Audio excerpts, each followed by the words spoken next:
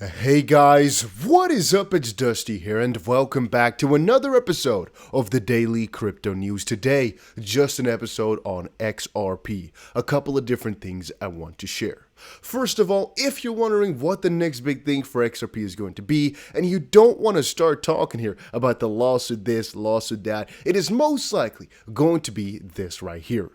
Ripple CEO Brad Garlinghouse hints at future mergers and acquisitions. While visiting the World Economic Forum event in Davos, Ripple Labs CEO Brad Garlinghouse discussed the firm's growth opportunities, and despite the crypto's economy's downturn, Garlinghouse spoke about future mergers and acquisitions. Quote, "I think we're more likely to be the buyer," Ripple Labs CEO said during an interview in Davos. Just recently at this conference, however, it was said they have a very strong balance sheet and that they'd actually be looking into the possibility of going for mergers and acquisitions, where Ripple Labs is going to be the buyer. Again, they said, "We're now at the stage of growth where I think we're more likely to be on the buyer side versus seller," Garlinghouse told author Arjun Karpal. Garlinghouse further noted that he expects to see an increase in M&A in the blockchain industry, and I think there will be an uptick in M&A in the blockchain and crypto space. Garlinghouse explained during his interview, "We haven't seen that yet, but I think that it's likely in the future, and I certainly think as it unfolds, we consider things like that." Let's do a quick little injunction right here. 3 things. 1. Cap. All right, straight up cap here. What he's saying is we haven't seen that. No idea what in the world he's talking about. We've seen that a ton. And how I know, as an example here, is because I'm friends with a lot of people. Let me say it like that. All right, I know a lot of people. One of the guys I know is actually one of the people that worked on the CoinsPH deal. If you don't know, CoinsPH is an exchange that works with Ripple, and they actually got acquired a while ago, a couple years ago already. I've told you guys before in one of my vloggy type of videos, but they basically got acquired with the idea that they have a very juicy on and off ramp for fiat. If you don't remember, Ripple has an ODL port on-demand liquidity. And through RippleNet, what they basically allow a lot of these exchanges is to connect with other countries and other, on and off ramps. So let's speak it like that. So when coins.ph was getting acquired a while ago, that was one of the key points which made it so huge. And that's where I also described to you guys before what will make Ripple such a valuable asset in all this. They can, I think, more easily acquire a lot of these companies on the perspective that they're creating this very big, massive web of different corridors that they already have gotten for themselves. To put it into perspective, let's say you are a company right now, a crypto exchange locally. You have one fiat on and off ramp for your local currency, but you want to kind of connect to all other sides of the world. It is very hard to do so and get the proper connections in because there's no mutual trust. That's what we usually say with the banks, right? But let's just say it like this. What is one of the easiest ways to all of a sudden get access to every single layer in the world? Well, for example, through a partner like Ripple. As an example, through their XRP, things can go really swiftly and easily as well. But let's skip the XRP part for a second. Through Ripple. And sometimes it's better to work with them, but in a lot of ways, it might just be way easier to just get bought out because they have everything that you might want and they have all the possibilities for you, so to speak. It depends, of course, on how big they are versus what they already got. But just know that before, it was a very big deal when coins.ph got acquired that they had this on and off ramp and the connection with Ripple. And I think that a lot of exchanges would like to have this connection, and if they cannot get some sort of partnership going, or in some cases, I think they'd just rather get acquired. But I'm looking at only one sector. There's a ton of different sectors, obviously. We can also look at all these analytics things and whatnot, which have also, again, been bought out for a long time ago. I'm thinking maybe they're talking here about mergers, which have not happened. I mean, we've seen a ton of acquisitions. Binance and Coinbase have bought a ton of things. I mean, Binance bought CoinMarketCap to give a good little example of things. But I guess what he's trying to say is we haven't seen that yet for Ripple as a company. There's been a number of acquisitions in the crypto space during the latter half of 2021. Coinbase acquired FairX Exchange in January. OpenSea acquired Dharma Labs in February. Ethereum software company Consensus announced the acquisition of My Crypto Wallet. And the following month in March, the fractional investing company Public announced the acquisition of digital collectibles and non-fungible tokens technology startup Otis.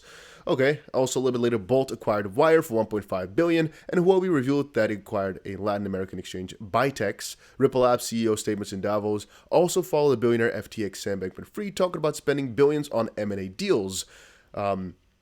He is also connected in every way, shape, or form with everything, man. Sam Bankman-Fried is the most influential person in the freaking world, it feels like.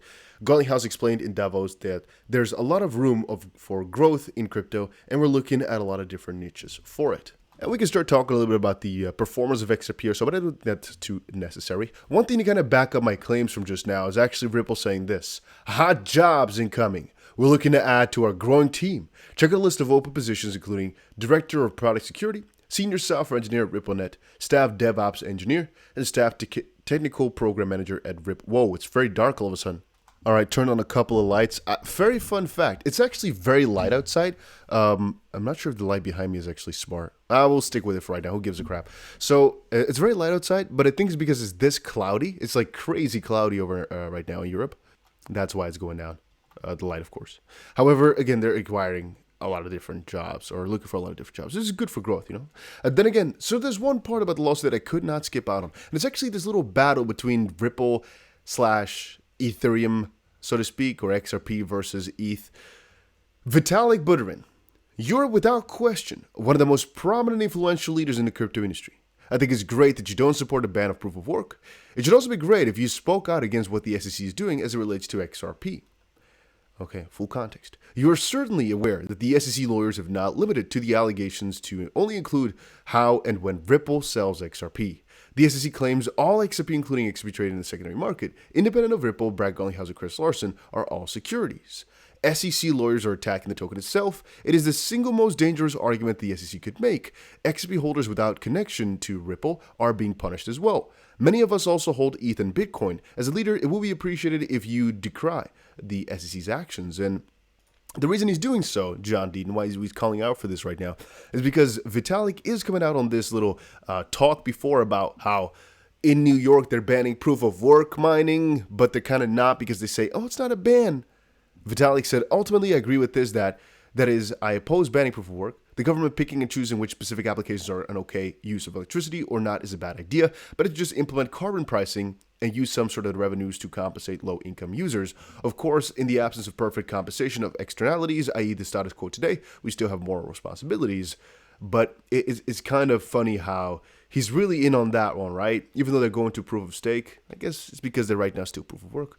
But about bigger issues like the XP one, he doesn't really care about it. You know, it's not about policy then. It's not about the status quo in any shape or form because he's not really addressing it. But a lot of others are pointing out, at the end of the day, this lawsuit is actually quite positive for Ethereum, or at least the results can be.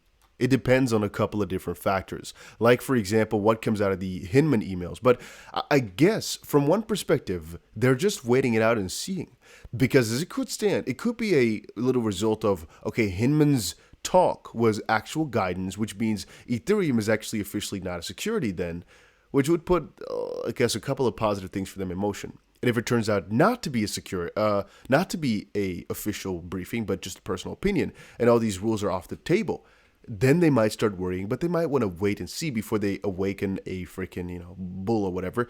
At the end of the day, though, these speculatory pieces that it's all one big show from the Ethereum Enterprise Alliance and Hinman working together for compensation, and there was this little conflict of interest, that might also play a role in all of it, why he might not want to speak up because it's all biased in their favor. It's hard to say. All I can say about the situation is, damn, right? Fix your stuff.